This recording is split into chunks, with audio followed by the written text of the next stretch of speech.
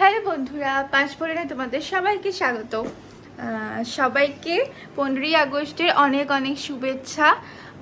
সবাইকে মানে আমরা অবশ্যই স্বাধীন, বাট স্বাধীন মানে হয়েও অস্বাধীন এরকম একটা ব্যাপার। তো আমার মনে হয় না আমরা পুরোপুরি স্বাধীন, তবুও আর কি একটা মানে যে আমাদের জন্য যে বীর যোদ্ধারা বা যারা আর কি আমাদের জন্য প্রাণ দিয়ে আজকে এই জায়গাটা দাঁড় করিয়েছে, আজকে আমরা মানে রাতে শান্তিতে ঘুমোতে পারি বা ঘুম থেকে ওঠার পর একটা সকাল দেখতে পারি, সেই মানুষগুলোর জন্য আজকে এই দিনটা সম্ভব হয়েছে। তো তাদেরকে আমার তরফ থেকে মানে আমার ফ্যামিলির তরফ থেকে, সকল বন্ধুদের তরফ থেকে, সকল যারা সকল একটা স্যালুট। কারণ তার যদি না থাকতো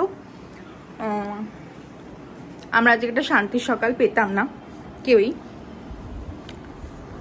আর শান্তির ঘুমকেও ঘুমোতেই পারতাম না। সেই জন্যই আমি এলাম।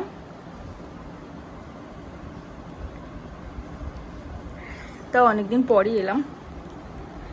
আর গরমটাও প্রচন্ড, কিন্তু আজকে ওয়েদারটা খুব সুন্দর হয়ে আছে। আজকে বাইরের আকাশটা বেশ সুন্দর লাগছে, মনে হচ্ছে যেন একটু শরৎ শরতের আকাশ লাগছে। তো আশা করি তোমরা সবাই খুব ভালো আছো। জাস্ট রান্নাবান্না করলাম, রান্নাবান্না করে এসে বসলাম।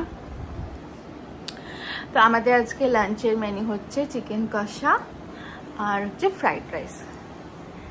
ওকে, তো দেখবো টুকটাক করে আজকে যদি ব্লগ করতে পারি। আজকে জাস্ট স্টার্ট করলাম, হঠাৎ ইচ্ছা হলো করি।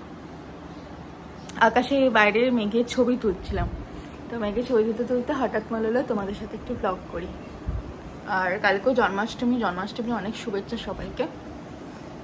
মানে এই তিথিতে, কৃষ্ণ তিথিতে সবার যেন সবাই খুব ভালো থাকে, এটাই শ্রীকৃষ্ণের কাছে চাইবো। সবাইকে ভালো রাখুক, পৃথিবীটাকে শান্ত করুক, অশান্ত যত না করে, সবার মনকে শান্তি করে, আর সবার মধ্যে যেন একটা শুভ কামনা তৈরি করে।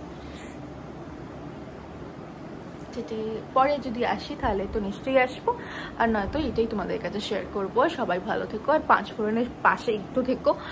আমরা আবারও ট্যুর ব্লগ নিয়ে আসবো, আর পরে বা ছোটোখাটো ব্লগ নিয়ে আসার চেষ্টা করবো।